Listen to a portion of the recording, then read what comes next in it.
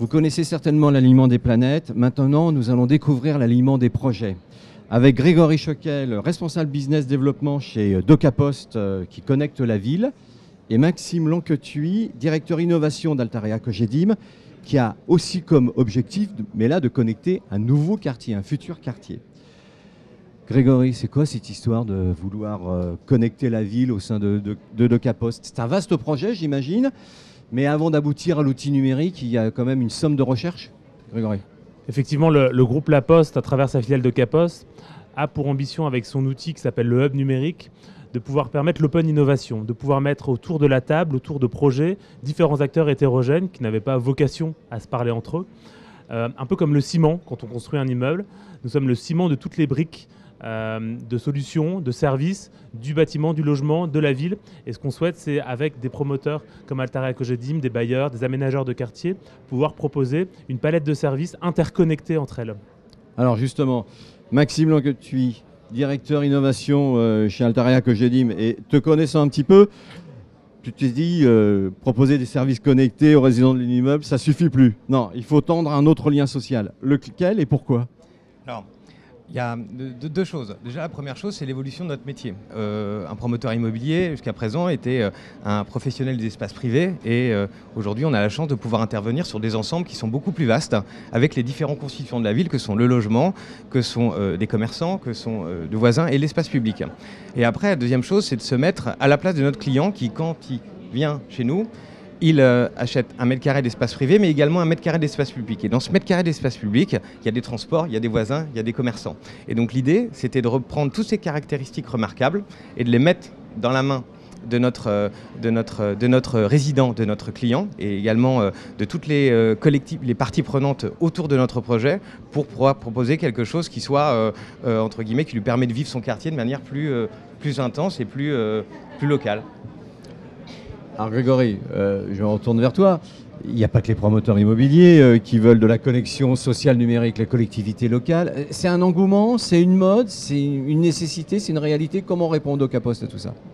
Alors c'est un axe majeur de DocaPost de pouvoir accompagner les collectivités, les acteurs publics dans leur transition numérique.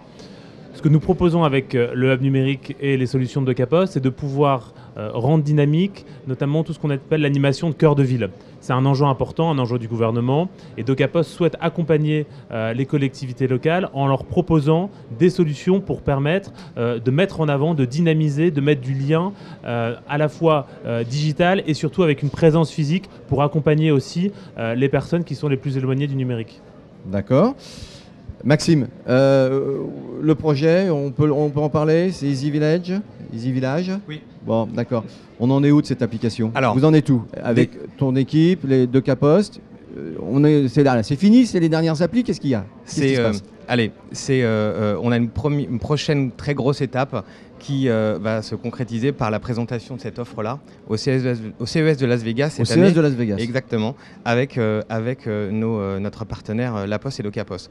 Ce qui est important aussi de se dire, c'est que cette démarche-là, elle est construite complètement dans une stratégie d'open innovation, où l'open innovation, c'est aussi savoir s'adosser à des partenaires qui ont des compétences qui sont complémentaires aux nôtres et de manière à pouvoir créer un outil de pilotage qui est cette offre et cette application Easy Village, mais également pouvoir proposer un contenu de service qui sera variable projet par projet. Chaque projet est différent, les profils des acquéreurs, l'environnement, la taille, et toutes ces caractéristiques-là qui fait qu'on a une industrialisation de cet outil de contrôle, en s'appuyant sur notre partenaire qui nous garantit la robustesse et l'expérience utilisateur la plus favorable et la meilleure. Et également après, un travail sur chaque projet qui sera mené pour avoir un contenu serviciel ad hoc et s'adapter à chaque contexte local. Merci Maxime.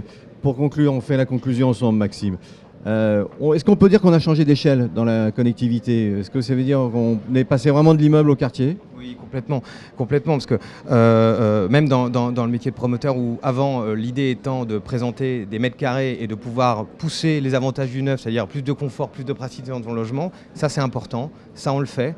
Après c'est aussi travailler à l'échelle de la résidence et proposer des services partagés, des espaces partagés, une gouvernance qui, grâce au digital, facilitée. Et puis après, surtout, changer d'échelle à l'échelle du quartier, c'est-à-dire que ça ne soit pas que réservé à nos clients, à nos résidents. Cette application, elle sera disponible téléchargeable par tout le monde et pour pouvoir associer aussi tous les riverains à l'offre qu'on développe à proximité. Merci à Grégory Choquel du Hub numérique d'Ocapost et à Maxime Langtuy, directeur de l'innovation chez Altaria Cogedim, de nous avoir fait partager un vrai sujet d'une cordée sur un projet en commun. C'est l'Open Innovation. L'Open Innovation, donc messieurs, si on a bien compris, c'est sur la connectivité au quartier. Merci à vous deux. Merci. Merci de votre invitation.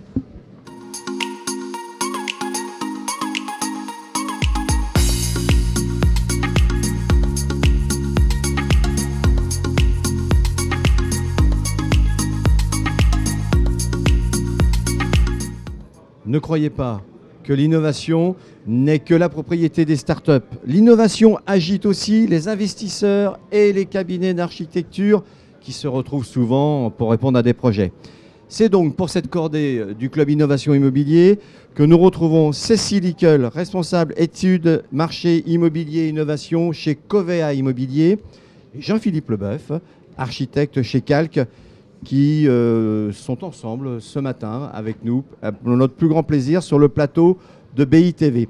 Cécile, quel est le mode d'emploi innovation chez Covea Immobilier ? Alors bonjour à tous. Chez Covea Immobilier, on a plusieurs manières d'innover. D'abord, on commence par de la veille sur les startups qui touchent nos métiers.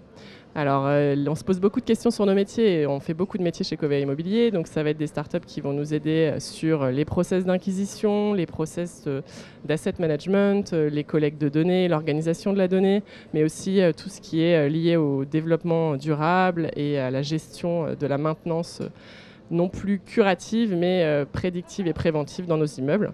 Donc tout d'abord un travail de veille, puis ensuite on fait beaucoup d'expérimentation, on teste les solutions, on met en place des partenariats, on fait donc les fameux POC, les Proof of Concept, les fameux POC, avant de pouvoir se lancer sur éventuellement des pilotes.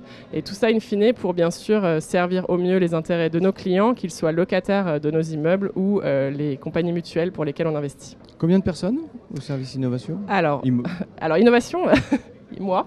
Déjà. Et après, chez Covea Immobilier, à la direction placement, on est 80. Et vous avez encore 200 personnes sur la direction de l'exploitation. Jean-Philippe, du cabinet d'architecture Calque. J'imagine qu'un cabinet d'architecture n'a pas les mêmes moyens humains, les mêmes ressources humaines, ni les mêmes moyens temps. Mais il faut bien se saisir de cette innovation. Alors, comment tu fais ? Alors, comment on fait ? On a forcément une partie de cette approche qui se fait au travers de ce que l'on fait, des rencontres que l'on a. Mais, deux choses, deux pistes. D'abord, quand nous avons des sujets qui touchent à nos pratiques directes ou à des objets qui sont dans nos préoccupations, nous avons des travaux de recherche. Donc tous les ans, nous initions des travaux de recherche, notamment on l'a fait sur la construction bois, sur les changements que ça impliquait, techniques et également dans les pratiques sociales. Et puis, c'est surtout au milieu de nos projets. En fait, chaque projet est l'occasion de se saisir d'innovation, d'expérimenter. Et c'est d'autant plus intéressant que nos projets ne se font pas seuls. Donc on a la chance d'avoir d'autres personnes autour de la table et la capacité de les introduire à travers ces projets et de les partager et donc de les valoriser, mais aussi de les évaluer pour savoir si on est capable de les intégrer ou pas. Jean-Philippe et Cécile, vous répondez à des projets, à des appels d'offres en commun, j'imagine. Vous constatez, comme tout le monde, que dans les cahiers des charges, il y a de l'innovation. Cette innovation qui prédomine partout, comment vous faites pour y répondre à ces appels à projets ou à ces appels d'offres ? C'est une écriture comment ? C'est une pédagogie ? Comment on fait pour s'entendre, pour essayer de répondre ? D'abord, Cécile. Alors, évidemment, on met la collaboration au cœur de nos projets. Et effectivement, donc sans les nommer, nous avons très récemment répondu avec Calque et Bond Society à un appel d'offres sur Paris. Et en fait, l'innovation a déjà été introduite par une innovation d'usage qu'on voulait vraiment mettre au cœur du projet.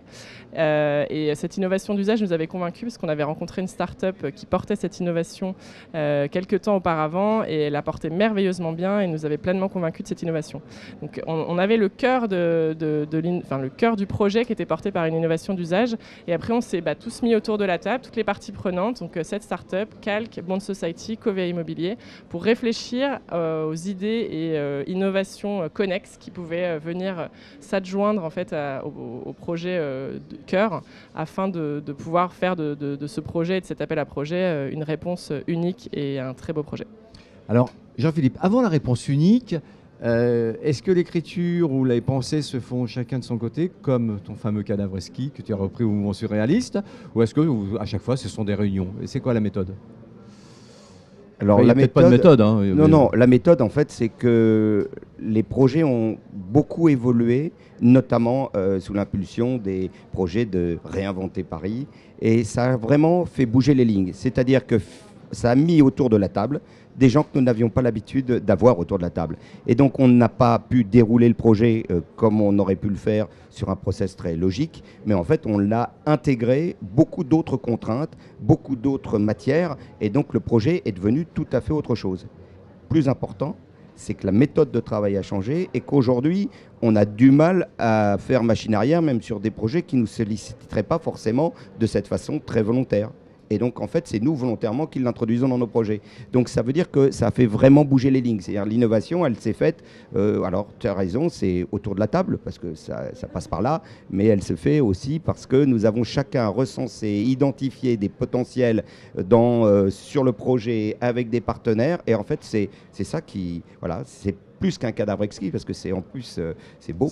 C'est un meurtre collectif. C'est un meurtre collectif, exactement, tu as raison. Bon, écoutez, merci à vous deux, merci à Jean-Philippe Leboeuf, architecte chez Calc, merci à Cécile Iquel, responsable d'innovation pour faire plus court chez Covea Immobilier. On retiendra une seule chose de cette merveilleuse cordée sur le plateau de BITV, c'est que le cadavre exquis, c'est pas un meurtre, hein. C'est une façon surréaliste de faire de la créativité, chacun de son côté, et de mettre bout à bout ses idées. Merci à vous deux, à bientôt. Merci.